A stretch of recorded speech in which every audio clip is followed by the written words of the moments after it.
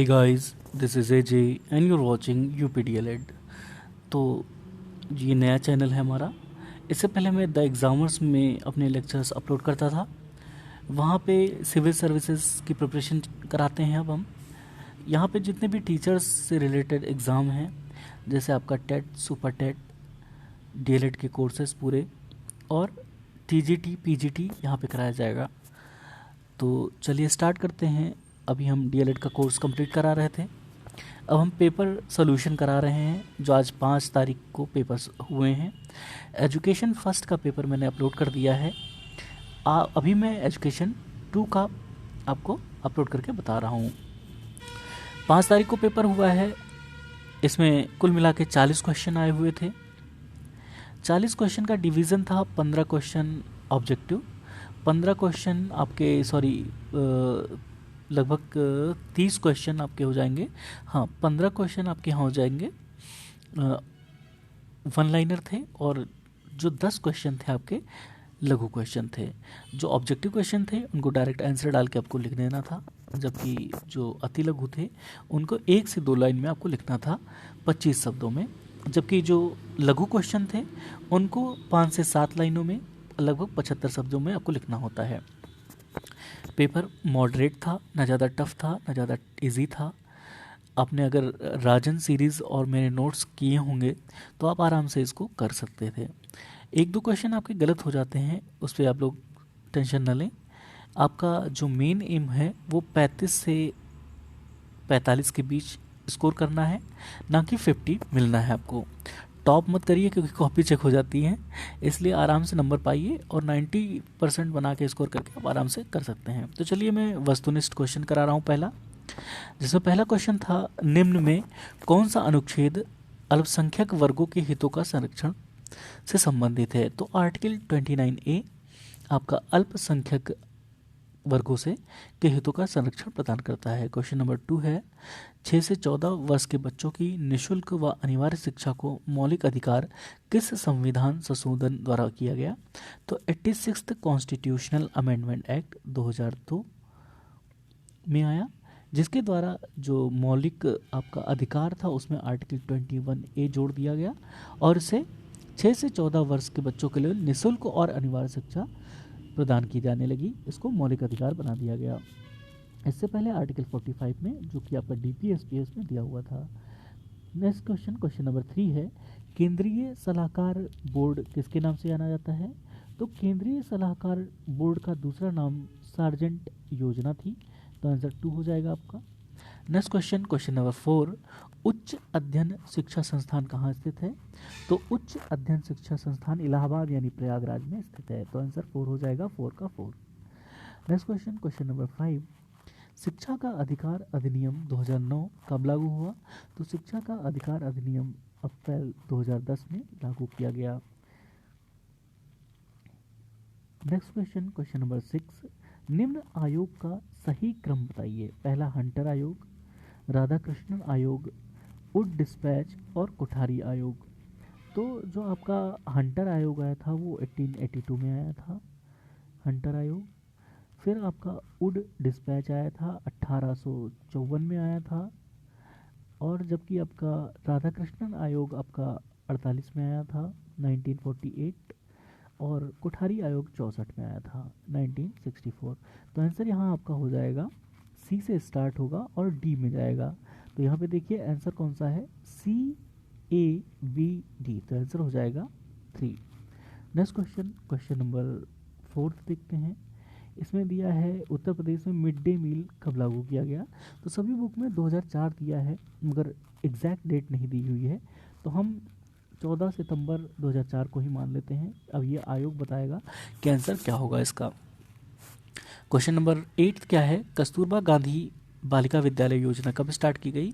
तो बुक में 2004 और 5 दिया हुआ है, जबकि अगर एग्जैक्ट बात करें तो 2004 को ही मानेंगे, तो आंसर हो जाएगा 2004। क्वेश्चन नंबर 9 क्या है जिला प्राथमिक शिक्षा कार्यक्रम की क्या विशेषता है। शिक्षा में सबकी भागीदारी, शिक्षा में बराबर पर बल, नए शैक्षणिक प्रयोग। तो ये तीनों आपके सही हैं, तो उपयुक्त सभी हो जाएगा। नेक्स्ट क्वेश्चन, क्वेश्चन नंबर 10 10 थोड़ा कंफ्यूजिंग था क्योंकि अध्यापक शिक्षा हेतु नियामक संस्था क्या है, जो एनसीईआरटी है आपकी, वो शिक्षक शिक्षा और सबकी बात करती है, मगर इसी के अंदर एक एनसीटीई है जो आपकी अध्यापक शिक्षा के बारे में विशेष बात करता है। तो आंसर आपका अब आयोग बताता है क्या आंसर आएगा, दोनों में बड़ी कंफ्यूजन थी। ठीक है, क्वेश्चन नंबर 11, राष्ट्रीय पारिचर्या 2005 के प्रारंभ का अंश रविन्द्रनाथ टैगोर के किस निबंध से लिया गया है? तो ये होगा सभ्यता और प्रगति, संस्कृति गलत है। ठीक है, तो सभ्यता और प्रगति नामक निबंध से लिया गया है। फिर 1992 में गठित यशपाल समिति किससे संबंधित है? तो यशपाल समिति स्कूली छात्रों के बोझ को कम करने से रिलेटेड है। नेक्स्ट क्वेश्चन, छनाई का सिद्धांत किसने दिया था? तो छनाई का सिद्धांत निस्यंदन सिद्धांत भी कहलाता है, इसे मैकाले ने दिया था। नेक्स्ट क्वेश्चन, नवोदय विद्यालय की स्थापना किसकी संस्तुति पर की गई? तो नवोदय विद्यालय की स्थापना कोठारी आयोग की संस्तुति पर की गई थी। नेक्स्ट क्वेश्चन, क्वेश्चन नंबर 15 है, जब कोई बालक किसी अवस्था में प्राथमिक शिक्षा पूर्ण किए बिना ही विद्यालय छोड़ देता है तो इसे अपव्यय कहा जाता है। ठीक है, अवरोधन जब कहा जाता है जब कोई बच्चा किसी क्लास में बना रहे, कक्षा 1 पे है तो फेल हो जाए, फिर से 1 में बना रहे, तो इसको अवरोधन कहा जाएगा। जबकि अगर बीच में ही छोड़ देता है तो इसे अपव्यय कहा जाता है या ह्रास कहा जाता है।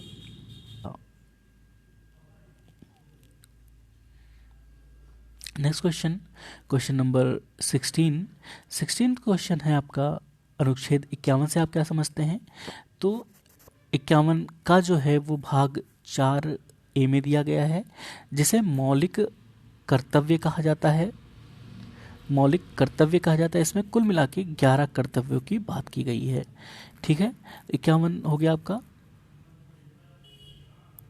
क्वेश्चन नंबर 17, उड का घोषणा पत्र 1854 के शिक्षा संबंधित उद्देश्य क्या थे? तो इसका मुख्य उद्देश्य था, इसने क्या कहा, जो शिक्षा का प्रसार का दायित्व है वो कंपनी के ऊपर है। दूसरा जो है, जो प्राथमिक शिक्षा दी जाए वो अंग्रेजी और वर्नाकुलर दोनों भाषाओं में दी जाए, इसने ऐसा उद्देश्य बताया। नेक्स्ट क्वेश्चन, हंटर आयोग के 2 कार्य बताइए। तो हंटर आयोग जो मैंने बताया भी, जो का 1882 में आया था, इसने कहा कि जो शिक्षा है उसका विस्तार किया जाए और उसमें SC, ST, माइनॉरिटी और स्त्री शिक्षा भी जोड़ा जाए और विद्यालयों को जो है वो संरक्षण प्रदान किया जाए। ये हंटर आयोग के मुख्य कार्य थे। नेक्स्ट क्वेश्चन, राष्ट्रीय स्तर पर शिक्षा के कौन कौन से अभिकरण हैं? तो राष्ट्रीय स्तर पर शिक्षा के अभिकरण अगर बात की जाए तो NCERT है आपकी, NCERT है, शिक्षा मंत्रालय है, ये राष्ट्रीय स्तर के अभिकरण हैं शिक्षा के। क्वेश्चन नंबर 20 क्या है, शैक्षिक उन्नयन में ब्लॉक संसाधन केंद्रों की क्या भूमिका है? तो ब्लॉक संसाधन केंद्र यानी BRC होता है आपका। ये BRC क्या करते हैं, जो शिक्षक होते हैं उनकी ट्रेनिंग यहाँ पे कराई जाती है, विद्यालय के प्रबंधन में सहयोग करते हैं और वहाँ के रिसोर्स को, जो विद्यालय में रिसोर्स चाहिए जैसे पुस्तक हो गया, आपके शिक्षण सामग्री हो गए, वस्त्र हो गए, कपड़े हो गए, इनको बांटने का कार्य करता है। Next question, question number 21, Lord Curzon ने प्राथमिक स्तरीय शिक्षा में क्या क्या सुधार किए? तो ये डिस्क्रिप्टिव क्वेश्चन था, लॉर्ड कर्जन के बारे में आप जानते होंगे तो आप लिख सकते हैं। तो प्राथमिक स्तरीय पे इन्होंने क्या किया था, जो शिक्षा था भाषाई दिया जाए, वो क्या इन्होंने कहा प्राच्य और पाश्चात्य दोनों में दिया जाए। और इन्होंने कहा जो प्राथमिक स्तर है वहाँ पे जो शिक्षक आए वो ट्रेंड शिक्षक होने चाहिए, क्योंकि जो बेस होता है वो बच्चों का यहीं से निर्धारण होता है। ये प्राथमिक स्तर में इनका सुधार इन्होंने किया था। Next question, question number 22, programme of action कौन कौन से लक्ष्य निर्धारित किए गए थे? तो प्रोग्राम ऑफ एक्शन 1992 जो शिक्षा की नीति थी वो 1986 में आई थी। उसके बाद 5 साल बाद उसकी समीक्षा की गई और प्रोग्राम ऑफ एक्शन 1992 आया, जिसमें बहुत से संशोधन किए गए, जैसे आपका जो 10+2+3 पद्धति था उसको और विकसित किया गया, त्रिभाषा स्तर के बारे में बताया गया और पर्यावरण संरक्षण आदि के बारे में शिक्षा देने की बात की गई। नवोदय विद्यालयों का गठन भी इसी में आगे बढ़ाने की बात की गई। ठीक है, नेक्स्ट क्वेश्चन, क्वेश्चन नंबर आपका 23 है, ऑपरेशन ब्लैक बोर्ड परियोजना क्या है? तो ऑपरेशन ब्लैक बोर्ड परियोजना ओबी है। ये 1986 जो आपकी शिक्षा नीति आई थी उसके बाद आई थी। इसमें क्या कहा गया, जो परियोजना था उसमें प्राथमिक और उच्च प्राथमिक विद्यालयों में जो न्यूनतम शिक्षण सामग्रियां हैं उनको प्रोवाइड कराया जाए, ऐसा ऑपरेशन ब्लैक बोर्ड की परियोजना में था। स्कूल रेडीनेस प्रोग्राम क्या है? स्कूल रेडीनेस प्रोग्राम होता है आपका जब बच्चे कक्षा 1 में यानी प्राइमरी में एडमिशन लेने जाते हैं तो वो विद्यालय के रेडी नहीं होते हैं। उससे पहले 2 माह या 6 हफ्ते तक, 2 वीक्स हफ्ते से लेकर 6 हफ्ते तक का जो प्रशिक्षण दिया जाता है, जिसमें प्री नर्सरी कराई जाती है, बच्चों को मनोरंजन के द्वारा, खेल कूद के द्वारा विद्यालय यानी कक्षा 1 में प्रवेश लेने हेतु तैयार किया जाता है। इसे ही स्कूल रेडीनेस प्रोग्राम कहा जाता है। क्वेश्चन नंबर 25, शिक्षा को संविधान की समवर्ती सूची में रखने का उद्देश्य क्या था?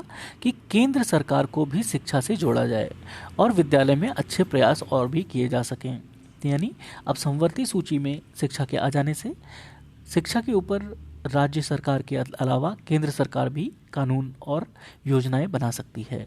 क्वेश्चन नंबर 26, स्कूल चलो अभियान कब प्रारंभ हुआ? तो स्कूल चलो अभियान हर साल 1 जुलाई से 31 जुलाई तक का आयोजित होता है। यह सर्वप्रथम 2007 में आयोजित किया गया था, तो आंसर हो जाएगा 2007।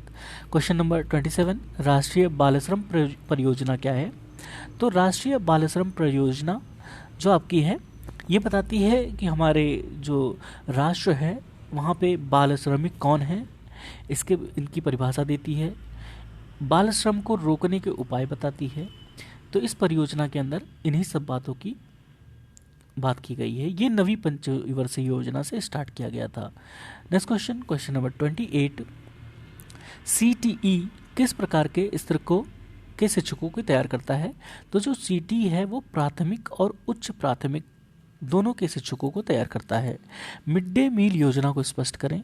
तो मिड डे मील योजना आपकी स्टार्ट की गई थी 15 अगस्त 1995 को। इसके अंदर पोषण और जो दिया जाता है और बच्चों के ठहराव की व्यवस्था की गई। बच्चे बीच में ही विद्यालय छोड़ के भाग जाते थे, उनके ठहराव को बढ़ाने के लिए और ड्रॉप आउट को कम करने के लिए और पोषण प्रदान करने हेतु मिड डे मील योजना चलाई गई।